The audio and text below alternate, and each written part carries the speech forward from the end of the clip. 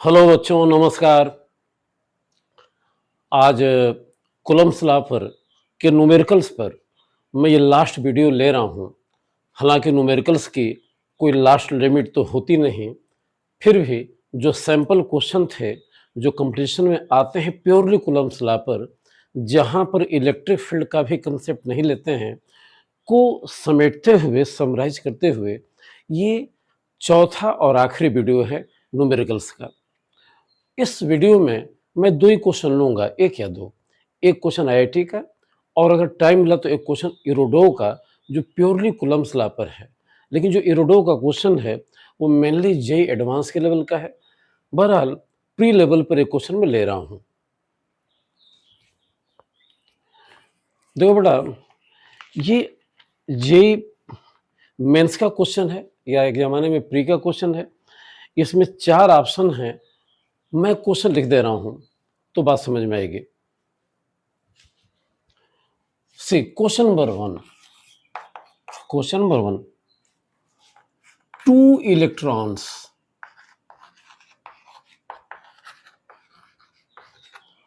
Electrons और उनके charges दे दिए गए -q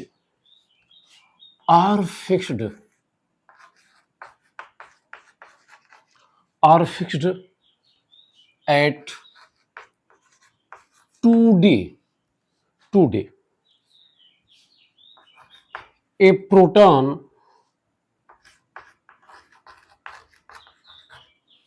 प्रोटॉन और दिया गया है qm, मीन्स उसका चार्ज q है और मास m है।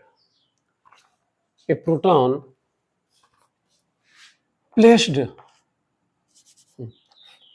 PLACED placed at midpoint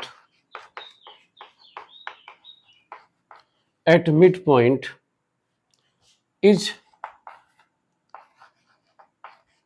displaced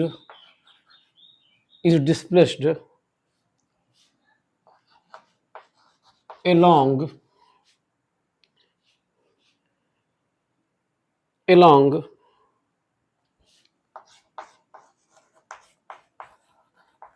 perpendicular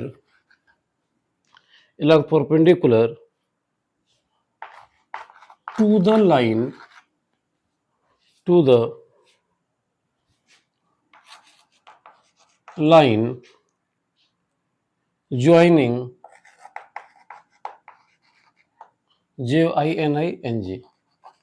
joining electrons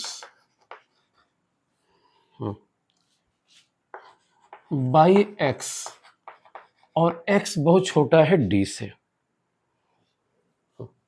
if proton performs performs SHM, what will be angular angular frequency,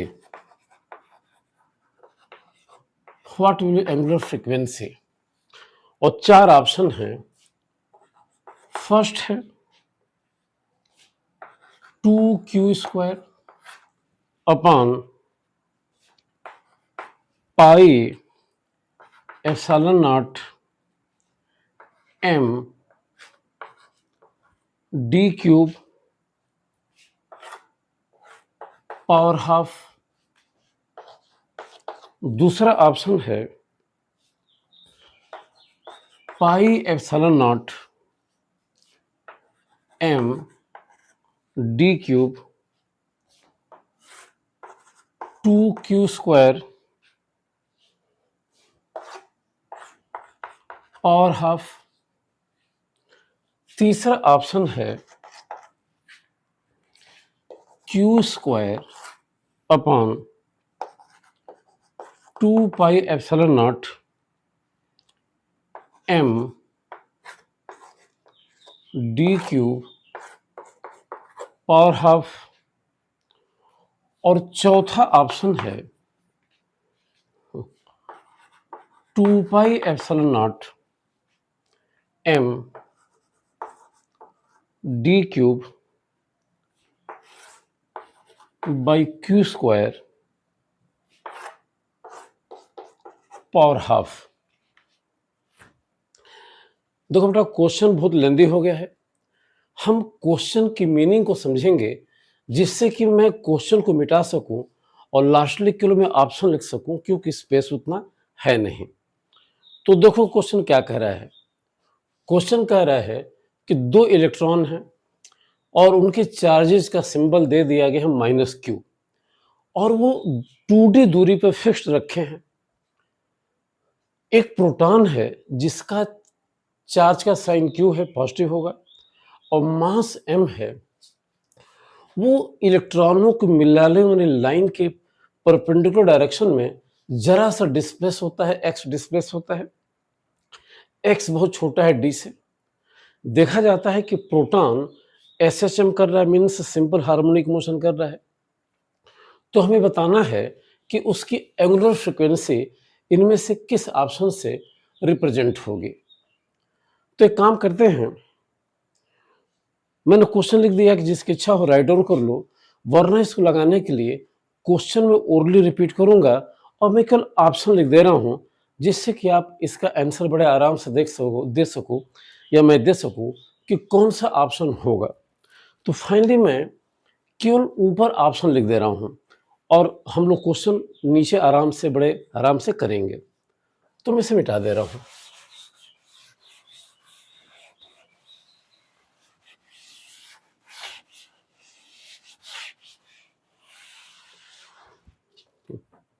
और बेटा देखो, मैं ऑप्शन को छोटा छोटा करके लिख दे रहा हूं। तो ए ऑप्शन हो गया 2q square upon pi epsilon naught m D cube power half. B option हो गया pi epsilon naught m D cube 2q square power half. C option हो गया, मैं फिर से लिख दे रहा हूं, q square 2 pi epsilon naught m D cube power half. और लास्ट ऑप्शन हो गया डी में यहां लिख रहा हूं। लास्ट ऑप्शन हो गया 2 pi epsilon naught m D cube by Q square power half. Okay, हमने जानबूझकर केवल ऑप्शन से लिखे, जिससे कि जब हम क्वेश्चन लगाएं तो देखें कि इनमें से कौन सा ऑप्शन हम सेलेक्ट कर पाएंगे। जेईई मेंस का क्वेश्चन था। देखते हैं। देखो बेटा, क्वेश्चन क्या है। क्वेश्चन ये है कि दो इलेक्ट्रॉन हैं, ये दो इलेक्ट्रॉन हैं, और मान लो कि एक इलेक्ट्रॉन ए पर रखा है, एक इलेक्ट्रॉन बी पर रखा है। इनके चार्जेस दे दिया गया है -q। इनके बीच का सेपरेशन है 2d, और यहां पर एक प्रोटॉन है जो इनके बाइसेक्टर पर रखा है। जो ये नॉर्मल बाइसेक्टर है, यहां एक प्रोटॉन रखा है। ये दूरी d है, ये दूरी d है। तो समझो कि ये पॉइंट O है, यह एक प्रोटॉन था ठीक AB के नॉर्मल बाइसेक्टर पर। यह एक प्रोटॉन था। ये दूरी d है, ये दूरी d है। इस प्रोटॉन को यहाँ से वर्टिकल डायरेक्शन में, चाहे इधर या इधर, यानी कि क्वेश्चन दिया गया कि इसके नॉर्मल बाइसेक्टर के अलोंग स्लाइटली डिस्प्लेस किया गया। तो स्लाइटली का मतलब ये हुआ कि इसको जरा सा हम इधर ला दिए, तो मान लो जो प्रोटॉन यहाँ था उसको हम यहाँ पर ला दिए, ये एक्स है, जो हमने डिस्प्लेस किया है नॉर्मल डायरेक्शन में, वो डिस्टेंस कितनी है, एक्स है, और एक्स बहुत छोटा है डी से। दिया क्वेश्चन में कि x is much much less than d, तो हमें बताना है कि सिंपल हार्मोनिक मोशन करेगा, ये प्रोटॉन सिंपल हार्मोनिक मोशन करेगा, और फिर ये बताना है कि उसकी एंगुलर फ्रीक्वेंसी इन चारों ऑप्शन में कौन सी होगी। तो देखो, सिंपल हार्मोनिक मोशन का कंसेप्ट तो 11th का कंसेप्ट है। ये मेनली क्वेश्चन उन बॉयज के लिए, उन बच्चों के लिए ज़्यादा सुटेबल होगा जो जेई मेंस की तैयारी में, जिन्होंने 12th को कंप्लीट कर लिया है और जिनको एसएचएम के बारे में पता है, सिंपल हार्मोनिक मोशन के बारे में पता है। जो बच्चे 11th में केवल सिंपल हार्मोनिक मोशन पढ़ चुके हैं वो भी इस क्वेश्चन को कर सकते हैं, लेकिन उनके लिए प्रॉब्लम आएगी कि उन्होंने कूलम्ब्स लॉ में इलेक्ट्रोस्टैटिक फोर्स नहीं पढ़ा है, तो प्रॉब्लम तो आएगी। यहाँ पर कंसेप्ट दो लिया गया है, सिंपल हार्मोनिक मोशन का कंसेप्ट लिया गया है और साथ ही साथ इलेक्ट्रोस्टैटिक फोर्स का कंसेप्ट लिया गया है। जो बच्चा, जो स्टूडेंट ओनली 11th में है, वो सिंपल हार्मोनिक मोशन तो जान जाएगा लेकिन फोर्स के बारे में नहीं जानेगा। तो कुल मिलाकर ये क्वेश्चन उन एस्पिरेंट के लिए ज़्यादा सुटेबल होगा जिन्होंने अपना 12th कंप्लीट कर लिया है या फिर 12th में है और वो 11th ठीक से कंप्लीट कर चुके हैं। तो उनके लिए मैं बिल्कुल बताऊंगा कि सिंपल हार्मोनिक मोशन होने की शर्त क्या होती है और ये क्वेश्चन कैसे सॉल्व होगा। बहरहाल आगे बढ़ने के पहले चलो हम मान लेते हैं कि यहाँ इलेक्ट्रॉन था, यहाँ इलेक्ट्रॉन था, बीच की दूरी 2d थी, तो ये d था, ये d था। इस प्रोटॉन को यहाँ से डिस्प्लेस करके मान लो इस पॉइंट P तक ले गए, दिस इज पॉइंट P। जो प्रोटॉन जिसका चार्ज प्लस Q है उसको यहाँ से डिस्प्लेस करके यहाँ तक ले गए। अब हम देखें कि इस पोजीशन में जब प्रोटॉन यहाँ है, इस पर कितना इलेक्ट्रोस्टैटिक फोर्स एक्ट कर रहा है। तो कुल मिलाकर इस पर इलेक्ट्रोस्टैटिक फोर्स ये इलेक्ट्रॉन लगाएगा और ये इलेक्ट्रॉन लगाएगा। ये इलेक्ट्रॉन इसको अट्रैक्ट करेगा और ये इलेक्ट्रॉन भी इसको अट्रैक्ट करेगा, इसको अट्रैक्ट करेगा। इस इलेक्ट्रॉन का इस प्रोटॉन पर इधर जो अट्रैक्शन का फोर्स होगा, जिसे मैं F1 लिख रहा हूं, वो हो जाएगा 1/4πε0 QQ बाई, सपोज ये डिस्टेंस R है, सपोज ये डिस्टेंस R है तो ये डिस्टेंस हो जाएगी R, तो हो जाएगा Q1 Q2 by R²।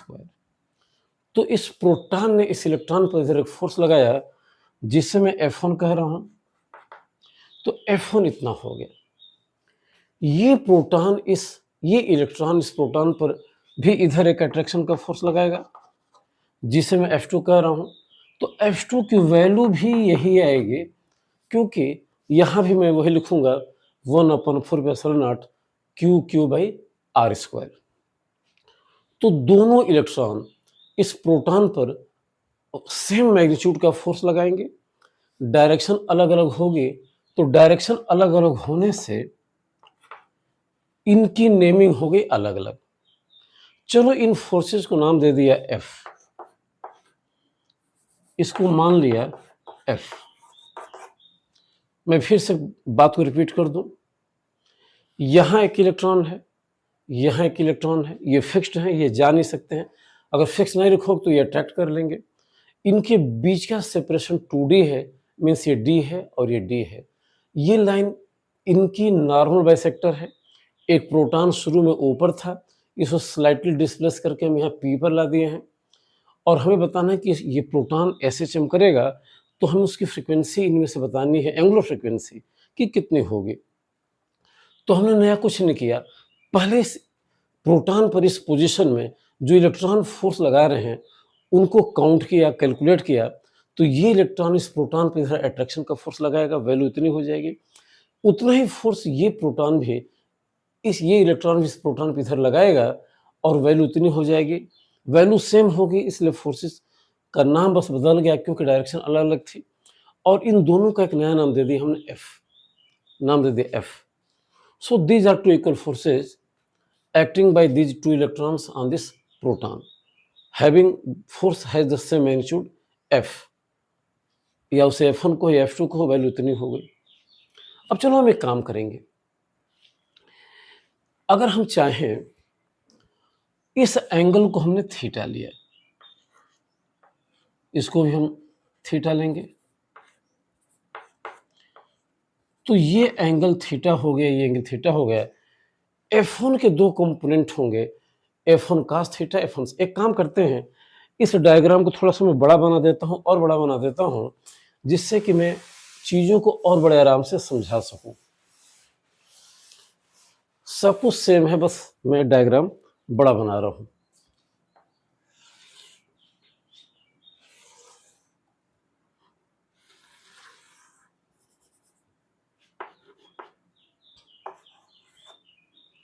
Minus Q,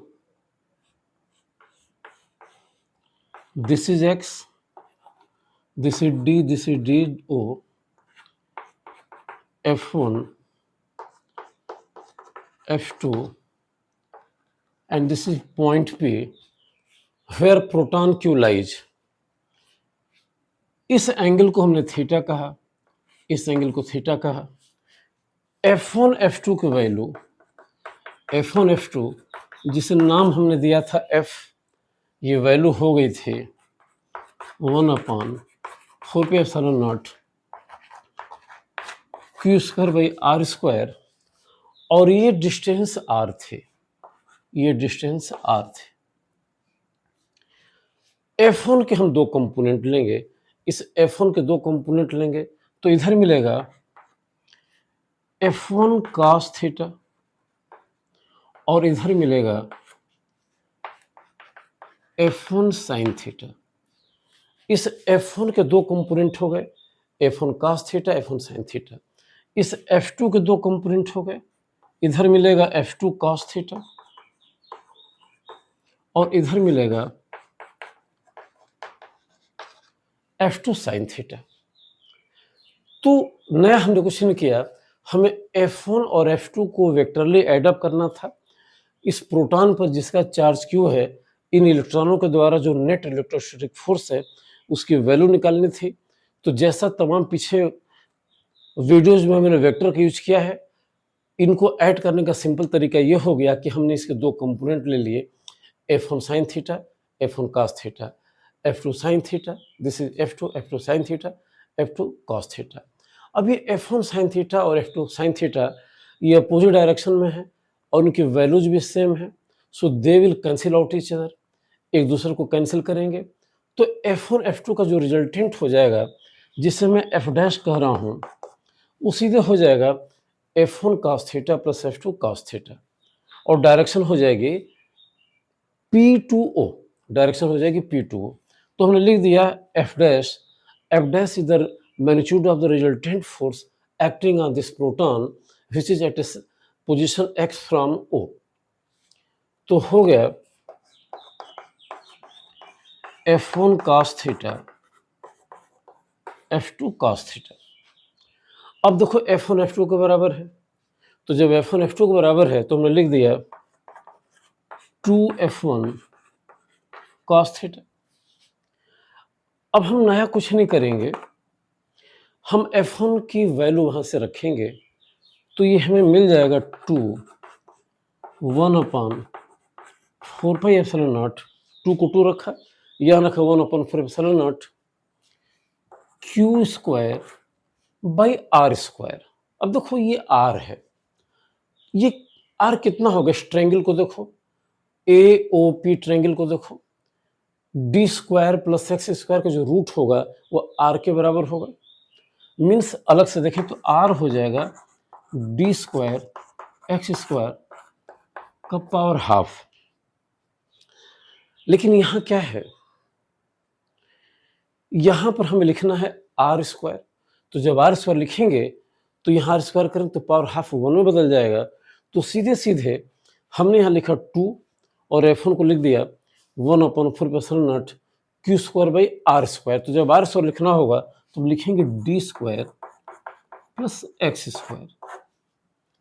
तो हमने आर की जगह रखा D square plus X square का पावर हाफ, स्क्वायर किया तो पावर हाफ 1 में बदल गया, तो सीधे हो गया आर स्क्वायर इतना। अब देखो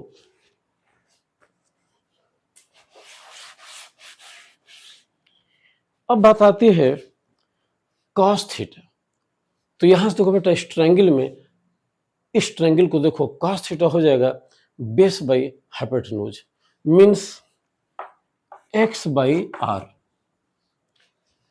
एक्स बाई आर। और आर कुछ नहीं है, मैं आर को मिटाकर सीधे लिख दे रहा हूं। अभी मैंने लिखा था आर के प्लस पर D square plus X square का पावर हाफ। तो देखो हमने क्या किया कि इस पर नेट फोर्स निकाला जो इधर आया, जो हो गया F1 cos theta F2 cos theta.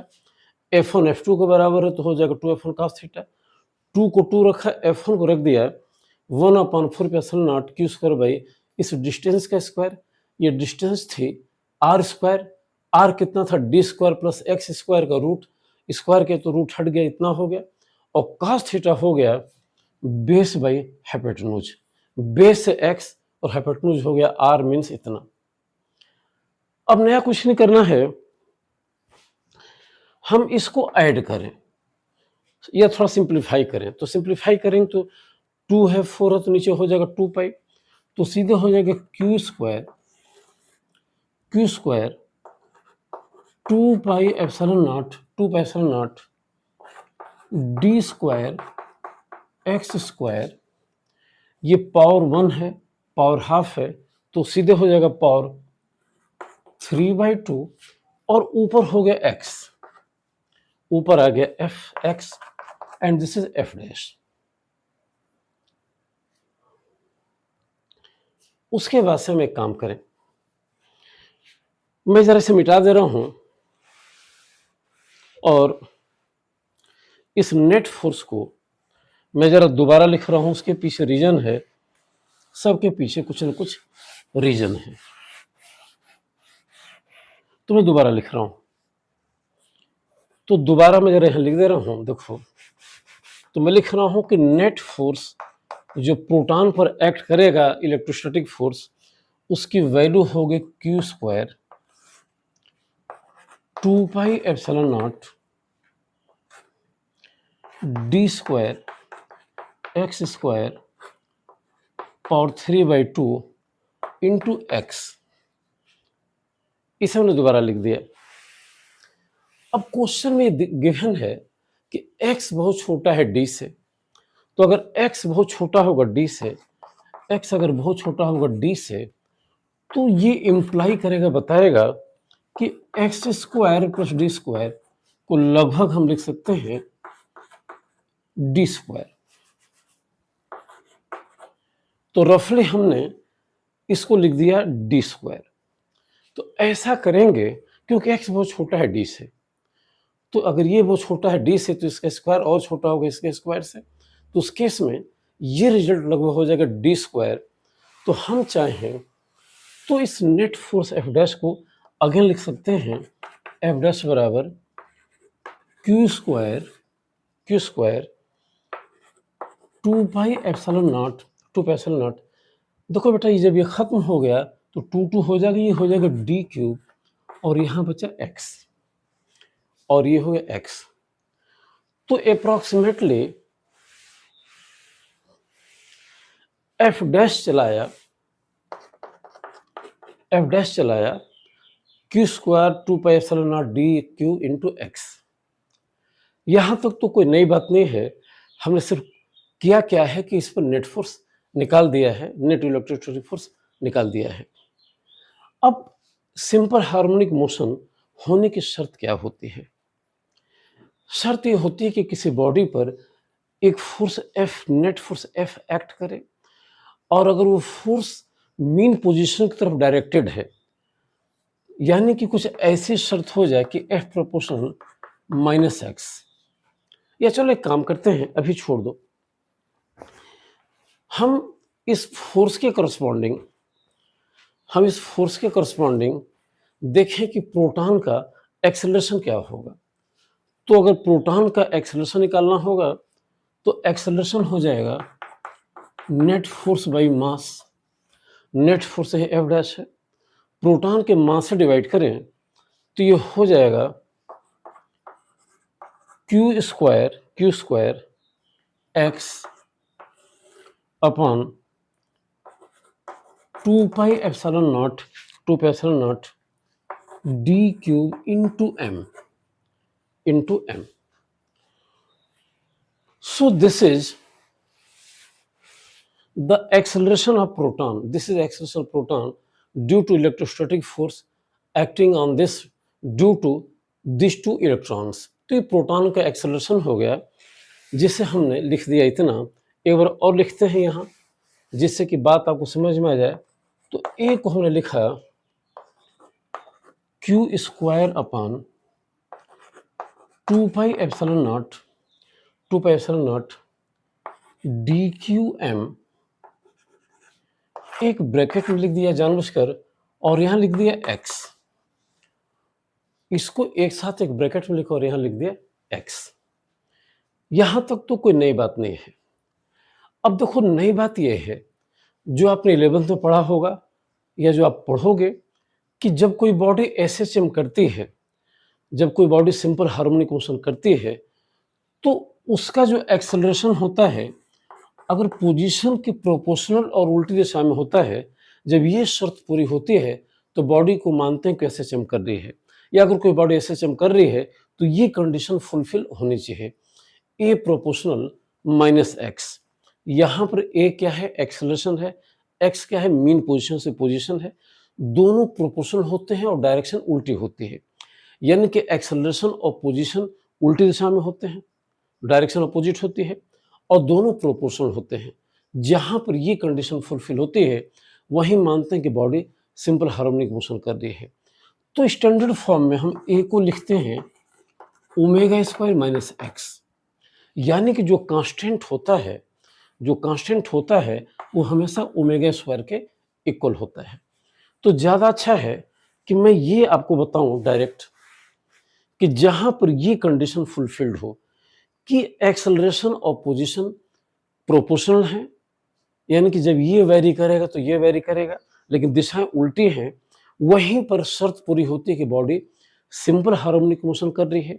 उस केस में ये जो कांस्टेंट है हमेशा ओमेगा स्क्वायर के, ओमेगा है एंगुलर वेलोसिटी के स्क्वायर के बराबर होता है। तो यही स्टैंडर्ड फॉर्म हमें यहाँ देखना होगा कि क्या यहाँ पर ये वाली शर्त फुलफिल हो रही है।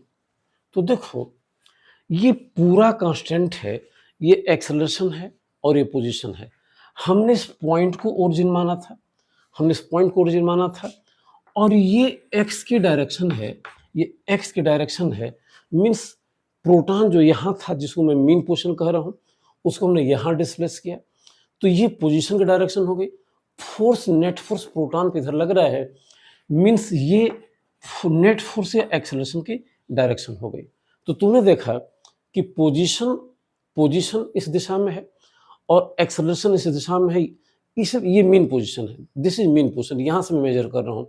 तो यहाँ से प्रोटॉन यहाँ पहुँचा, तो ये पोजीशन की डायरेक्शन हो गई एक्स, और ये एक्सेलरेशन डायरेक्शन हो गई, दोनों बिल्कुल उल्टी दिशा में है। यानी कि यहाँ पर ए और एक्स के बीच अगर हम डायरेक्शन के हिसाब से लिखें तो ए और एक्स का साइन अपोजिट है। साथ ही साथ ये पूरी चीज क्या है, कांस्टेंट है, जो ब्रैकेट में है वो कांस्टेंट है।